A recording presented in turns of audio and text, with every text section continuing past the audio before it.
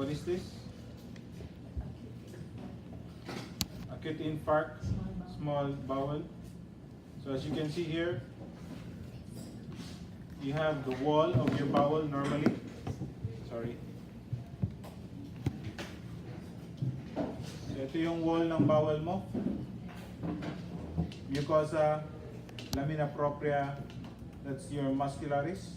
And probably this is your submucosa. And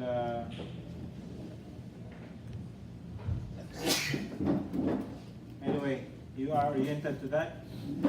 So if you go further here, you'll see this area, hemorrhagic, and you will still appreciate some of the structures associated with the wall.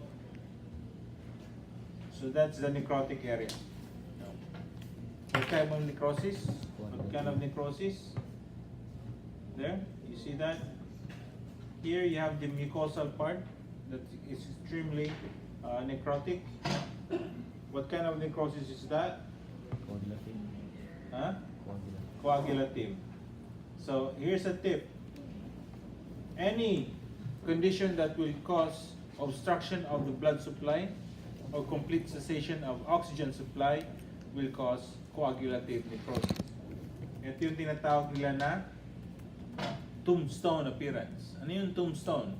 It is may structure ka, may form ka, pero it's featureless. That means eosinophilic lang siya, wala siyang basophilia. Normally, ang cells may basophilia, the nucleus and everything else. May feature siya, well-defined border. Pero dito, wala. Pero I can still appreciate that this is your mucosa. Mucosa, right? Submucosa, right? But these are dead things. So sometimes the necrosis will tell you what kind of insult or injury that the cells have. In this case, oxygen supply is missing.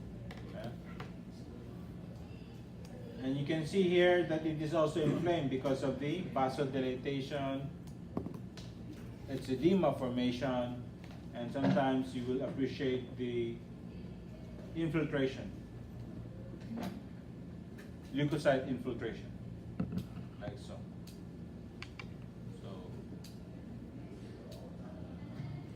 Infarct, you know?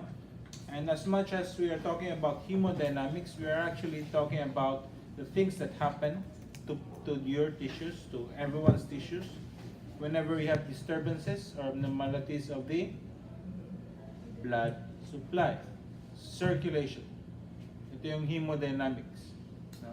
Hemo meaning blood, dynamics, the workings of your blood supply, including circulation, primarily vasculature, clotting, everything and that. Slide number 38.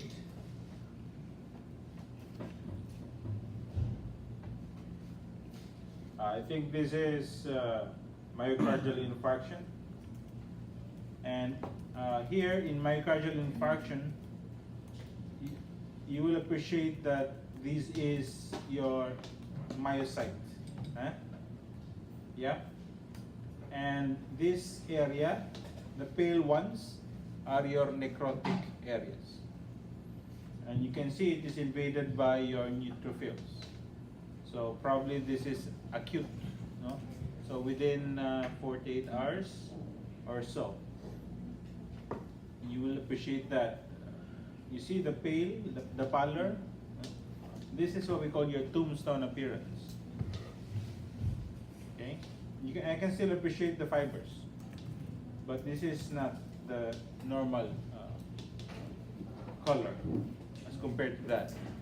Although, ang color nito parang necrotic na rin kasi sa tagal. No? It's just the aging of the slide, but this is the dead ones. So, sa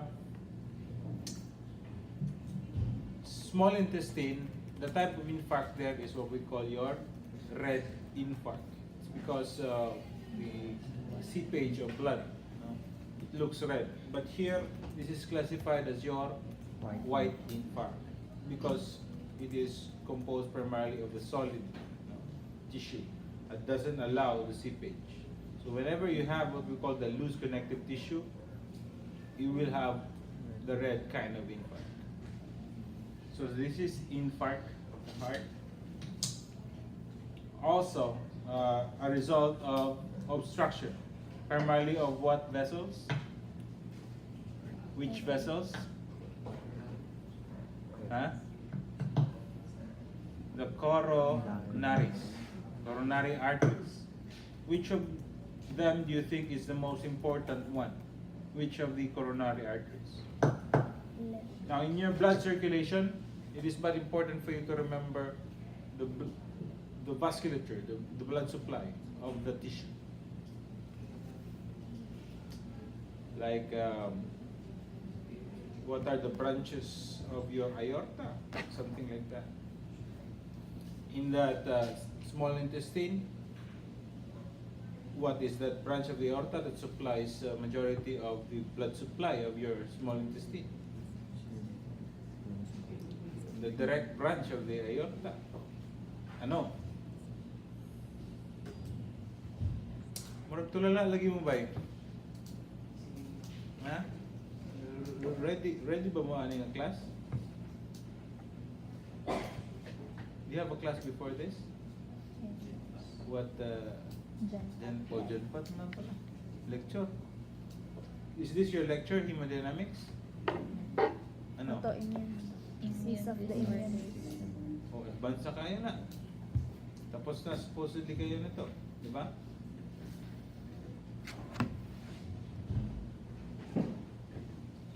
I think you're not ready for this.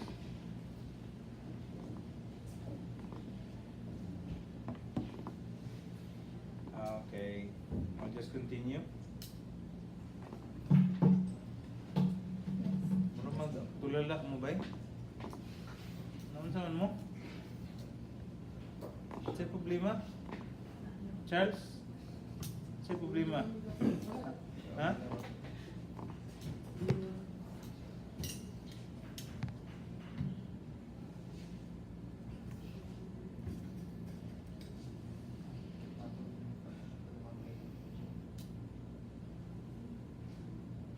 Okay, this is the infarct that's going on in your kidneys. So you can see the border, hemorrhagic border, like so, and this is the pale area. So that is your infarct. Tombstone appearance pa rin. You can see the tubules, and I can appreciate even the glomeruli. That's your infarct of the things like that. This is your lungs. This is the infarct of the lungs. So you see that what type of infarct is this? So you can see the alveoli. The walls now are being really dissolved. You see this wall? They're dead, and thus bleeding occurred. And why it is red? Because your lungs is essentially a loose connected tissue, and alveoli contains air, yeah, so that blood can seep into that, apart from the fact that it has dual blood supply. In the intestine, ano ang blood supply niyan? It's not dual, pero ito yung tinatawag nila na maraming collaterals, no? So you have collaterals in there. If blockade of one can result to the supply of the other, but sometimes it will result to hemorrhagic infarct or red infarct. This is the thing that happens here. So when you say dual blood supply, one comes from your pulmonary arteries, which is basically your deoxygenated blood, and the one which comes from your bronchial arteries, which comes from your systemic oxygenated blood. Slide 139. So this is an example of a problem that can occur blocking your blood supply. that is your embolus. As you can see, you have the pale and dark bands. What is that? What are those? The lines of Zahn. That means this is actually formed in flowing blood, so therefore alive. Patient is still alive when this was formed. And you can note that this clot is not adherent to the wall. There's a space. So that's an embolus. It's formed somewhere else and just brought in by the blood flow. So usually it's the DVT or deep vein thrombosis, which can lodge into your lungs because everything goes back to your lungs. Slide 49. Now this is what we call the new thrombus. So you can see here the major difference between a thrombus and an embolus. You see the wall, and this is thrombus. It's basically adherent to it. No? This one causes the partial obstruction because there's still this remaining lumen. No? I think it's around 90% obstruction. It's not a problem if the tissue is not that demanding for oxygen, but there are times when the demand increases. So that's a time when it becomes ischemic. No? Remember the supply and demand. No? So the supply is lessened, can cause ischemia, and if further demand occurs, infarct results. In this case, this is partial obstruction, and yeah, this is the thrombus. This is the light band, this is the dark band. So I can appreciate the lines of Zahn. Now what happens when this becomes a chronic thing? We go to this, right? This is what happens. It becomes organized.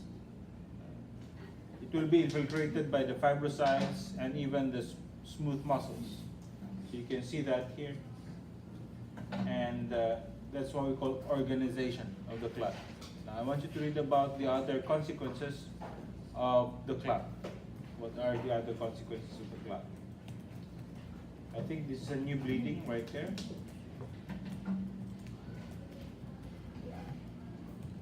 Now, there's also another thing that happens to it before that, and this is what happens. Later, not earlier, but later. You can see these blood vessels forming within the clot, previous clot. That's the recanalization thing. It opens up channels in the clot itself. So, yeah, right here. So those are the lumens created by that recanalization. I want you to read about how recanalization works. And this is the new blood clot. Thrombus, right there. Okay. So you can see the adherence to the wall. No? Slide 138. This is a beautiful example of it. This is what we call CPC, chronic passive congestion of the lungs. Now, congestion can create arrest of blood flow. Now, I want you to remember what are the things that govern the pressure on your blood vessels. We have what we call your Starling forces, and the compositions of those, and it can increase the pressure if there is what we call stasis. Stasis usually results, if you're talking about the lung, stasis in the lung or increase in the pressure of the lung can often result from cardiac problem. So can result also from a cardiac failure, something like that. So that pressure increases, and it actually causes the rupture of very small blood vessels right there and bleeding into your alveolar spaces. These cells are just the ones that clean it up. These are macrophages. They try to phagocytose the red blood cells that has been in there. That means this is a chronic process. It has been happening for a while now. And they're just the ones cleaning it up. Okay? So you can see the golden brown pigments within them. It's no longer hemoglobin, it's hemocysteine. That's the byproduct of hemoglobin as it become a storage form of the compound. So sometimes these cells are also called your heart failure cells because of the heart failure produce pulmonary problems. That's what we call your cur pulmonal. Cur pulmonal. So heart as a pulmonary problem as a result of heart problem.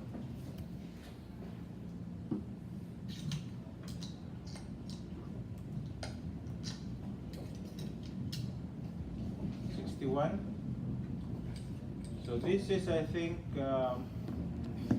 spleen. So I can see the capsule right there, and this is the parenchyma. Parenchyma is basically composed of two types: the white pulp and the red pulp. You can appreciate the white pulp by this. What structure is that? That's your central artery, surrounded by your lymphocytic or leukocytic infiltrate, because it's not purely lymphocytes here. It's also macrophages and all that stuff. And everything else is your red pulp. Here, the red pulp seems to be expanded. So there's an increase of red pulp around it. Normally you don't see that. You see this? It's red pulp all over. It's because of the congestion of that area. That means your spleen becomes a little bit larger and a little bit heavier because of the sequestration. You know what sequestrations mean? Sequestration, I mean. What does it mean? Sequestration.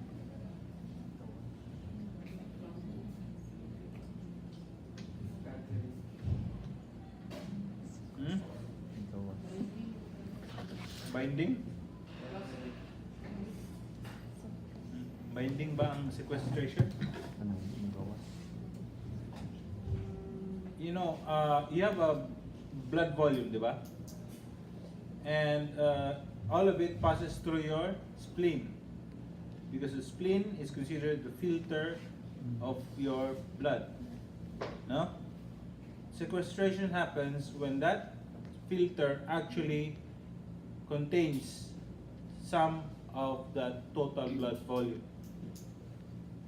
So in a sense, the one circulating is lesser than it should be, because some of them are actually contained within that spleen. That's why the spleen enlarges, increases in mass, increases in volume.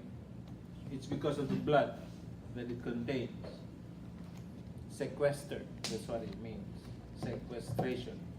Now, you can actually sense this just by physical examination. You'll see an enlargement of the spleen. Splenomegaly. No? Sometimes you can appreciate its effects through your complete blood count. Now, that it is associated with abnormalities in the complete blood count, CBC. Can you give an example?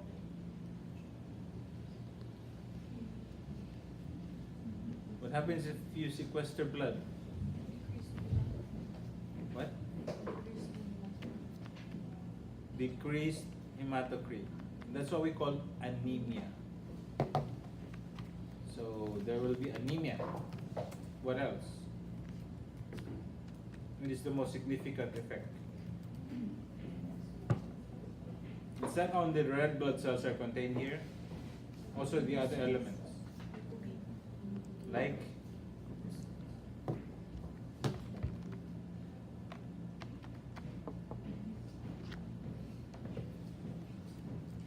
What controls bleeding?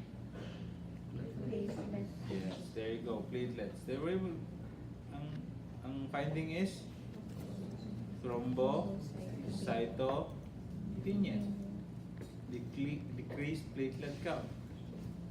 So that the result will be bleeding tendencies. Did you get it? You find out the other findings. The result is what we call hypersplenism. And what is it? What is hypersplenism, by the way? That's not a question you need to answer now. There's a question I need you to read about. Right?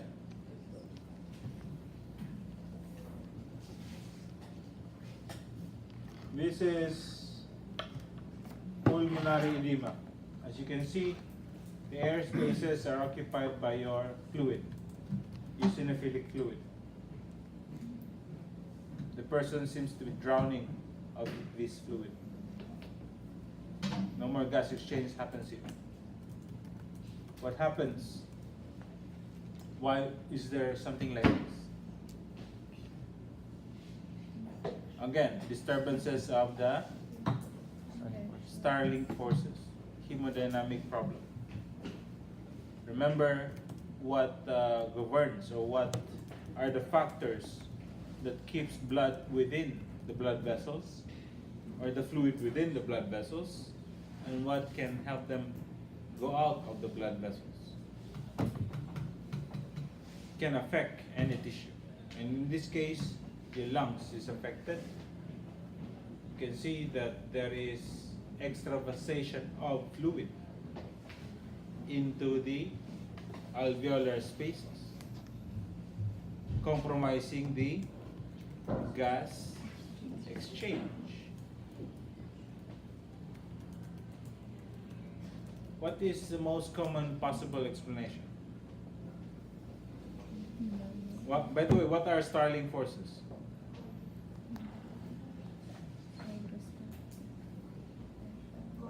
Plasma colloid. Colloid pressure, plasma colloid pressure, what else? Hydrostatic pressure. Hydrostatic pressure, what else?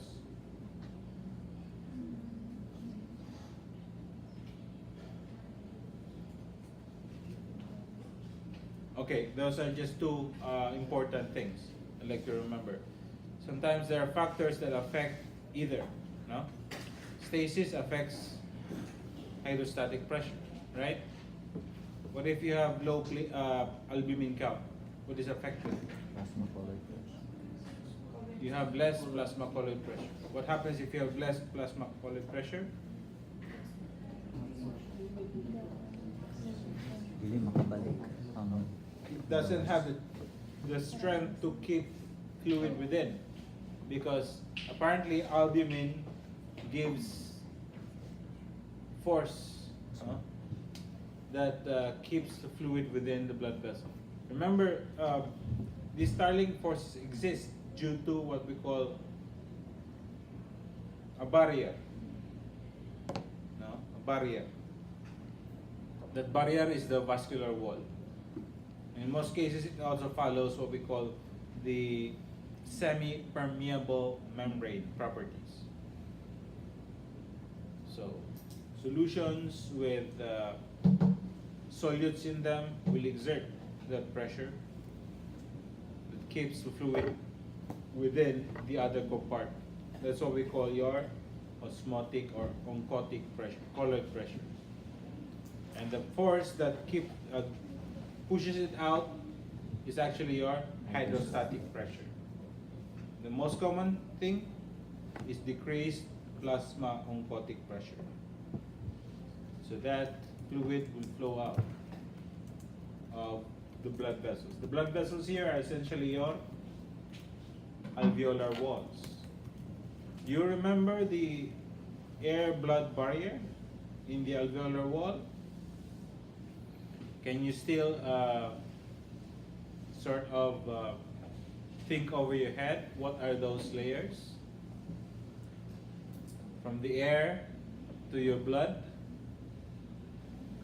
Can you still think? Can you still figure out?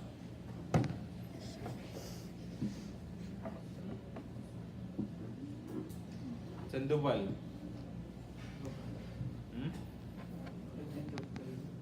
So ganito ba? Di ba alveolus na siya? The alveolar wall is actually made up of what kind of cells? Kay ginatawag ngayon ng mga pneumocytes, no? There are two types. Type 1 o type 2, di ba? Sa type 1, sa mga type 1, ano yung majority? Mga ba ni sila? Yan type 2, minority. Surfactants. It secretes surfactant. Now that's the first layer in that air-blood barrier, surfactant layer. Next layer is the cell that makes up 95% of the alveolar wall. What is that? Your type 1 pneumocyte. And your type 1 pneumocyte rests on its basement membrane. After that basement membrane is the basement membrane of your endothelial cells that line up the capillaries in these walls. Then it becomes blood. That's just how you figure things out. Can you remember it now?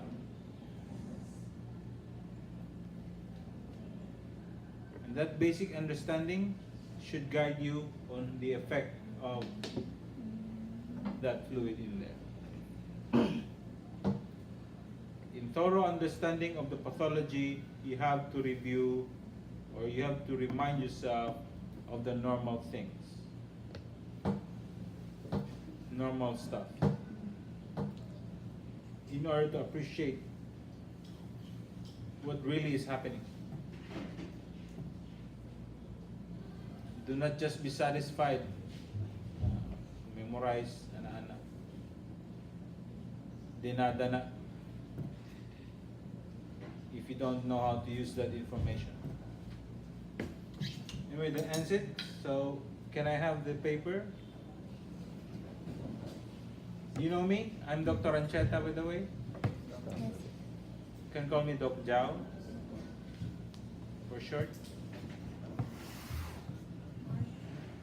So please recognize if I will call your name. Come on. What is it?